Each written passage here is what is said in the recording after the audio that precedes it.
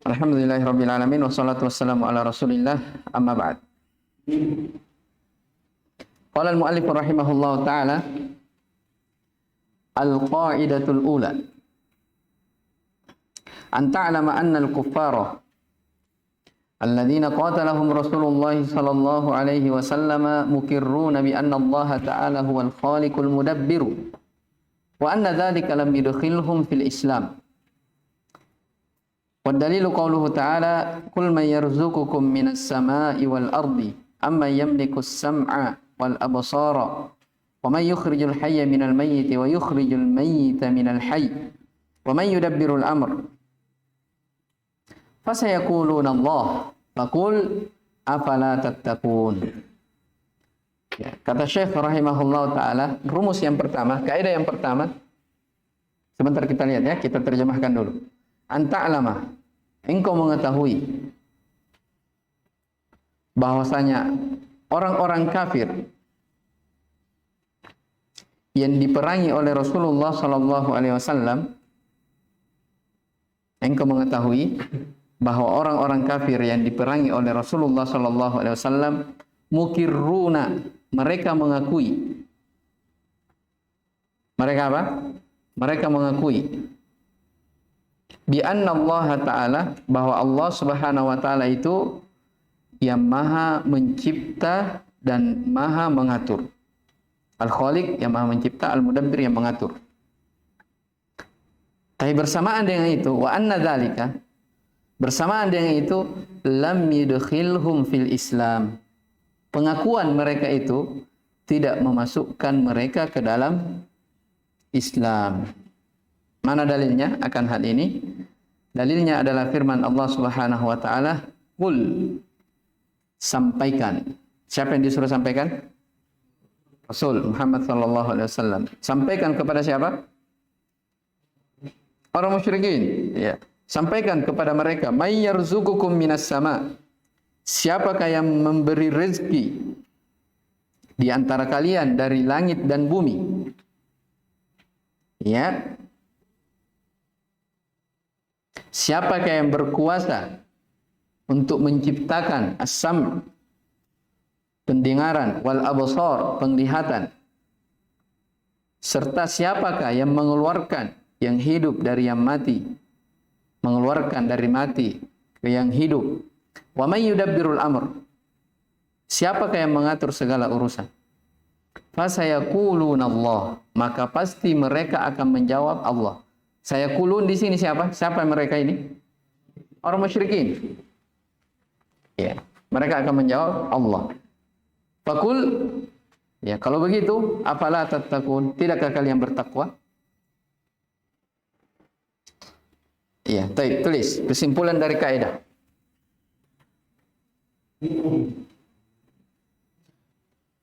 Baik. Ana diktekannya supaya mudah diingat. Maksudul qaidah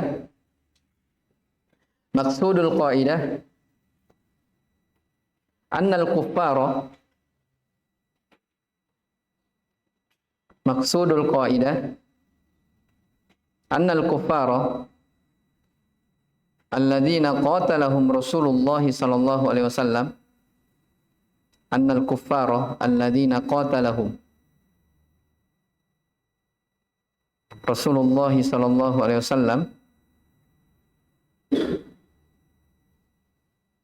Saya ulang. Maqsudul qaidati annal kuffara alladziina qatalahum Rasulullah sallallahu alaihi wasallam mukirruna bi tauhidir rububiyyati.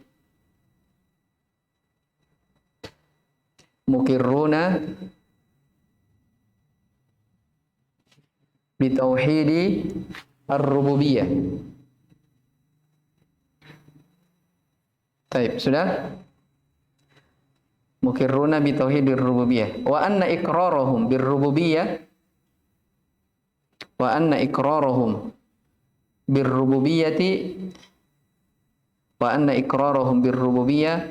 lam yudkhilhum fil Islam. Lam yudkhilhum fil Islam.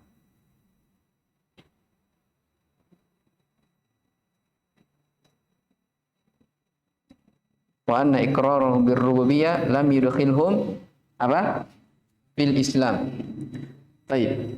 Jadi maksud dari kaidah ini ya, bahwa orang-orang kafir yang diperangi oleh Rasulullah sallallahu alaihi wasallam, orang musyrikin, itu mereka mengakui tentang tauhid rububiyah. Ya. Wa anna iqrarahum birrububiyyah, tapi pengakuan mereka terhadap tauhid rububiyah tidak menyebabkan mereka masuk ke dalam apa? Islam. Tidak dianggap sebagai seorang apa? Muslim. Apa yang antum pahami setelah antum tulis ini? Iya. Kesimpulannya apa?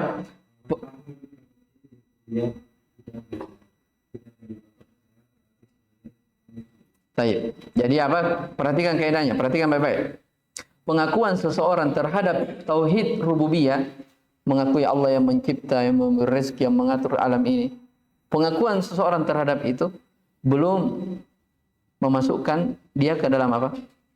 Islam.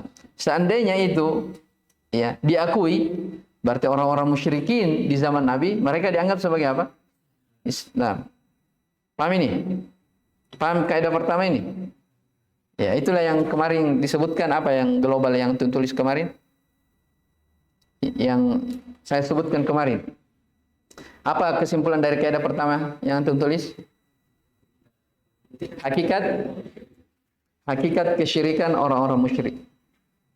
Iya, di mana hakikat kesyirikannya?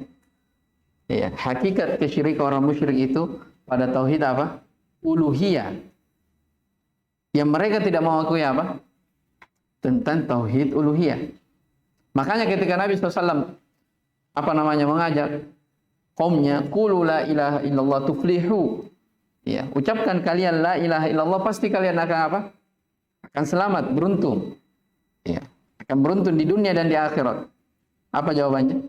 Aja'alal alihata ilahan wahida inna hadza la syai'un ujab. Apakah kita ini harus menjadikan sesembahan itu hanya satu saja? Ya. Ini adalah sesuatu yang sangat menakjubkan. Nah, ini menunjukkan apa? Mereka tidak mau apa? Meyakini akan tauhid al-uluhiyah. Makanya saya di sini sebutkan apa? Pengakuan seseorang terhadap tauhid rububiyah belum memasukkan mereka ke dalam apa? Islam. Seandainya masuk, orang musyrikin di zaman Nabi sudah apa? Muslim juga. Paham ini? Paham ya? Nah, ini kaidah yang pertama. Makanya lihat ayatnya, pendalilannya. Sampaikan siapa yang memberi rezeki, yang mengatur alam ini, yang menciptakan pendengaran, penglihatan, yang mengeluarkan dari kehidupan, kematian, sebaliknya. Siapa yang mengatur alam ini? Pasti mereka jawab apa? Allah. Nah, menunjukkan mereka mengakui apa? Tauhid rububiyah. Tapi fakul afala tattaqun. Kenapa kalian tidak mau bertakwa? Nah, itu menunjukkan apa? Mereka belum apa? Belum bertakwa, belum beriman, belum masuk ke dalam Islam. Azhar, paham? Paham ya? Baik, maksud dari kaidah ini. Iya, jadi itu tadi yang kita simpulkan ya, pengakuan tauhid seorang terhadap tauhid rububiyah ya, itu tidak memasukkan ke dalam Islam. Nah, dari sini kita tahu bahwasanya letak perseteruan antara Rasulullah SAW dengan kaum musyrikin itu letaknya pada apa? Tauhid uluhiyah, ya, pada tauhid al-uluhiyah. Ini sebenarnya sudah kita singgung juga di mana? Di salah satu usul. Cuma bahasanya beda ya. Kalau di salah satu usul kemarin Syekh sebutkan apa? Pengakuan seseorang terhadap apa? Tauhid rububiyah mengharuskan dia apa? Ya, mengharuskan dia untuk mengakui juga tauhid uluhiyah. Jelas ya? Nah, ini mirip. Ya, hanya dibahasakan dengan hal yang berbeda. Kalau di situ ayatnya apa kemarin? Ayat di surah Al-Baqarah, perintah paling pertama dalam Al-Quran. Baik. Ya ayuhan nasu ubudu rabbakumul ladzi khalaqakum wal ladzina min qablikum la'allakum tattaqun. Ya, sembahlah wahai sekalian manusia, sembahlah Allah Subhanahu wa taala yang telah menciptakan kalian dan orang-orang sebelum kalian, la'allakum tattaqun, supaya kalian bertakwa. Terus setelahnya alladzi, ini disebutkan tentang apa? Rububiyah Allah Subhanahu wa taala. Alladzi ja'ala lakumul arda firasyan, yang menjadi Allah yang menjadikan bumi itu sebagai hamparan. Terus samaa binaa, langit sebagai atap. Terus wa anzala minas samaa'i ma'an, Allah turunkan dari dari langit itu air. Fa akhraja bihi minas thamarati rizqan lakum, dengan air itu mengeluarkan apa? Tanaman-tanaman, tumbuh-tumbuhan sebagai apa? Rezeki untuk kalian. Kalau begitu apa? Ayat setelahnya. Fala taj'alu, nah itu dia. Kalau begitu, jangan kalian menjadikan andadan, tandingan-tandingan apa? In kuntum, apa ayat setelahnya? Ya, jangan kalian menjadikan untuk Allah Subhanahu wa taala tandingan-tandingan dalam keadaan kalian mengetahuinya. Ya, ringkas kan kaidahnya? Nah, dari sini apa namanya? Nampak ya bahwasanya kalau misalnya ada orang yang berkata Islam itu adalah, atau misalnya la ilaha illallah itu tidak ada yang mencipta selain Allah, tidak ada yang memberi rezeki selain Allah, itu Islam. Kita katakan kalau itu Islam, berarti orang musyrikin juga apa? Islam juga. Karena mereka tahu juga tentang itu. Iya. Bukan itu hakikat keislaman, tapi hakikat keislaman tatkala seorang itu meyakini akan uluhiyah Allah Subhanahu wa taala, mengesahkan Allah Subhanahu wa taala pada hak-haknya. Ya, adapun pengetahuan seseorang ya terhadap tauhid rububiyah yang mengesahkan Allah Subhanahu wa taala pada seluruh perbuatan-perbuatannya, itu belum apa? Belum memasukkan ke dalam keislaman.